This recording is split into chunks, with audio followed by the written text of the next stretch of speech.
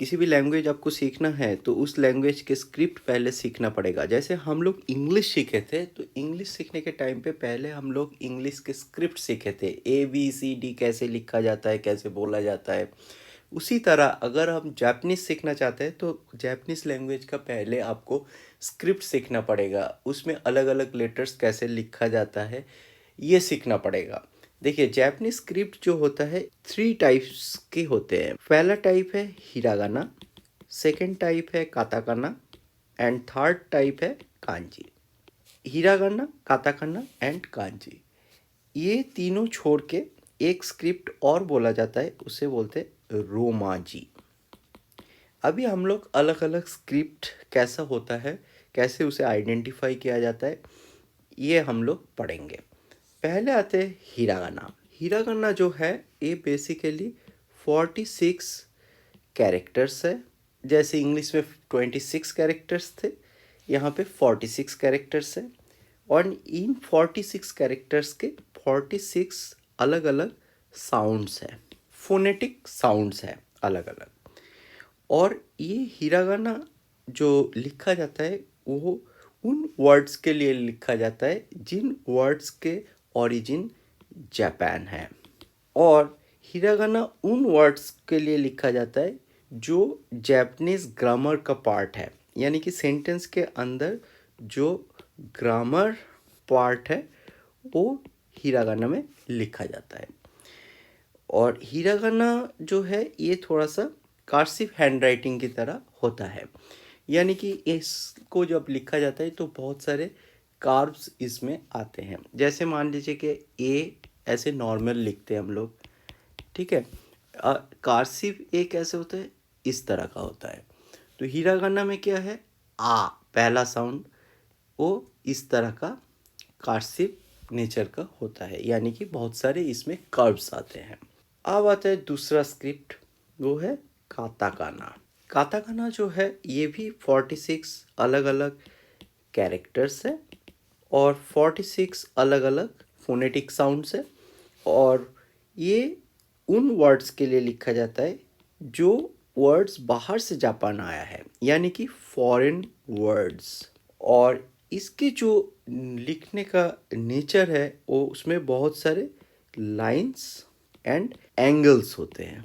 ये जो 46 कैरेक्टर्स है, ये हिरागाना में जो 46 कैरेक्टर्स है सेम काताकाना में भी 46 कैरेक्टर्स है। जैसे मान लीजिए कि इंग्लिश में कैपिटल ए और स्मॉल ए लिखते हैं, capital B and small B लिखते हैं, उसी तरह हिरागाना और काताकाना इस तरह का है। हिरागाना आ ये है, हिरागाना आ ये है, ये हिरागाना है और ये काताकाना है। सेम 46 साउंड्स है, सिर्फ कैरेक्टर का लिखने का तरीका अलग है। फॉरेनर्स का नाम है या कोई फॉरेन चीज़ है जो जापान आया है या कोई फॉरेन जिसके ओरिजिन्स है, उस सारे ही काताकाना में लिखा जाएगा। अब आते हैं थर्ड स्क्रिप्ट। थर्ड स्क्रिप्ट है हमारे कांजी। देखिए कांजी जो कैरेक्टर्स है ये सारे चाइनीज़ कैरेक्टर्स है, चाइनीज़ कैरेक्टर्स है। ये चाइनीज़ कैरेक्टर्स चाइनीज़ स्क्रिप्ट से एज इट इज़ एडप्ट कर लिया गया है। कांजी बहुत सारे हैं, करीबन 10,000 के आसपास कांजी है, लेकिन 10,000 कांजी में 2,136 करीबन कांजी जापानीज़ एजुकेशन सिस्टम के अंदर यूज़ होता है। इसमें हाई स्कूल्स में जो किताबें हैं उसमें यूज़ होता है, न्यूज़पेपर, टीवी और हर जगह यूज़ होता है। और अपार्ट फ्रॉम दैट और भी कांजी यूज़ होता है। तो हमें इतने सारे कांजी याद करना मुश्किल है, क्योंकि जापानीज़ लोग शुरू में जब छोटे बच्चे होते हैं तब से थोड़ा करके हर एक क्लास में कांजी उनका सीखना पड़ता है। हम लोग यहाँ पे 110 के आसपास कांजी N5 सिलेबस में सीखेंगे। और जैसे सिलेबस बढ़ता जाएगा N5 के बाद N4 N3 होता जाएगा, नंबर्स ऑफ कांजी बढ़ता जाएगा। इस तरह से हम कांजी को अडॉप्ट करेंगे। ये सान का कांजी है, यानी कि सूरज कुछ इस तरह, सन कुछ इस तरह देखते हैं। अब सन को आप डिवाइड कर दीजिए, 12 घंटा डे होता है और 12 घंटा नाइट होता है। तो इस हिसाब से अगर सान को हम लोग डिवाइड करेंगे, ये हो गया, ये सान का कांजी है और डेज का भी कांजी है, सिर्फ रीडिंग अलग अलग होता है।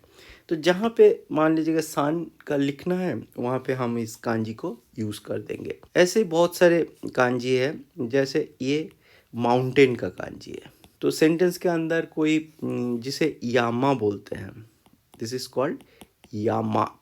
सेंटेंस के अंदर कहीं यामा यूज़ हो रहा है, तो वहाँ पे हम लोग इस कांजी को यूज़ कर सकते हैं। तो इस तरह बहुत सारे कांजी हम लोग धीरे धीरे सीखता जाएंगे। तो ये 3 मेन स्क्रिप्ट होते हैं जापानीज में, हिरागाना, काताकाना एंड कांजी। इसे छोड़ के भी एक और स्क्रिप्ट बोला जाता है, that is called romaji. Romaji basically कोई जापानीज लिखने का स्क्रिप्ट नहीं होता है, ये रोमन में जो जापानीज लिखा जाता है उसे ही रोमाजी बोलते हैं। कार को जापानीज से बोलते हैं कुरुमा। अब इसको हम लोग रोमन में सिर्फ लिख रहे हैं कुरुमा, ठीक है। ये जापानीज हिरागाना में लिखा है, यहाँ पे हम लोग उसे इंग्लिश में यानी कि रोमन कैरेक्टर्स में लिख दिया। तो ये हो गया आपका romaji, this is romaji Kuruma. अब इनके जापानीज सेंटेंस जो है, तो वा ता शी नो नामाए वा आरी जीता दस, ठीक है। ये हमने जापानीज लिखा लेकिन रोमन कैरेक्टर्स में लिख दिया, तो इसे रोमाजी बोला जाता है। अलग अलग कैरेक्टर्स हम लोगों ने सीख लिए हैं। अब आता है जापानीज सेंटेंस। जापानीज सेंटेंस जो लिखा जाता है, इसमें क्या होता है ना, इस पर कोई स्पेस नहीं होता है, मल्टीपल स्क्रिप्ट यूज़ होता है। कांजी, हिरागाना, काताकाना सारे यूज़ होता है, मल्टीपल एक साथ ही यूज़ होता है, और इसमें कोई स्पेस नहीं होता वर्ड्स के बीच में। जैसे इंग्लिश में वर्ड्स के बीच में स्पेस होता है, ऐसा नहीं होता है। चलिए एक एग्जांपल देख लेते हैं यहाँ पे। तानाका सान वा आ रिज़ोना दाइगाकु नो सेंसेई दस, ठीक है। ये एक जापानीज सेंटेंस है। अब इसमें हम लोग देखते हैं कि कांजी कहाँ पे यूज़ हो रहा है, हिरागाना कहाँ पे यूज़ हो रहा है, काताकाना कहाँ पे यूज़ हो रहा है। देखिए पहला 2 कैरेक्टर ये कांजी है। तानाका एक जापानीज नेम है और उनके नेम जो है कांजी में लिखा गया है। उसके बाद है सान हिरागाना में लिखा गया है। ये एक जापानीज वर्ड है। सान के मतलब है मिस्टर और मिसेस, और किसी भी जापानीज में व्यक्ति का नाम लिखा जाता है तो उसके साथ सान जोड़ दिया जाता है रिस्पेक्ट शो करने के लिए। उसके बाद देखिए वाह एक ग्रामेटिकल पार्ट है, इसे पार्टिकल बोलते हैं। उसके बाद आते हैं एरिज़ोना। देखिए एरिज़ोना करके एक जगह है यूएस में, उसे काताकाना में लिखा गया है क्योंकि ये फॉरेन प्लेस का नेम है, दैट्स वाई इसे काताकाना में लिखा गया है। दाइगाकू का मतलब है यूनिवर्सिटी, ये हिरागाना में लिखा गया है क्योंकि जापानीज वर्ड है। उसके बाद है no is also a grammatical part, इसे हिरागाना में लिखा गया है। उसके बाद आ रहा है सेंसेई के मतलब है टीचर एक जापानीज वर्ड है, जो ओरिजिन जापान है, दैट्स वाई इसे हिरागाना में लिखा गया है। दिस एक ग्रामेटिकल पार्ट है, इसीलिए इसे हिरागाना में लिखा है। तो जापानीज जो राइटिंग होता है इसमें इस तरह का अलग अलग स्क्रिप्ट एक साथ यूज़ होता है। तो हमें पहले स्क्रिप्ट सीखना पड़ेगा, तभी हम आगे जाके जापानीज को सीख पाएंगे।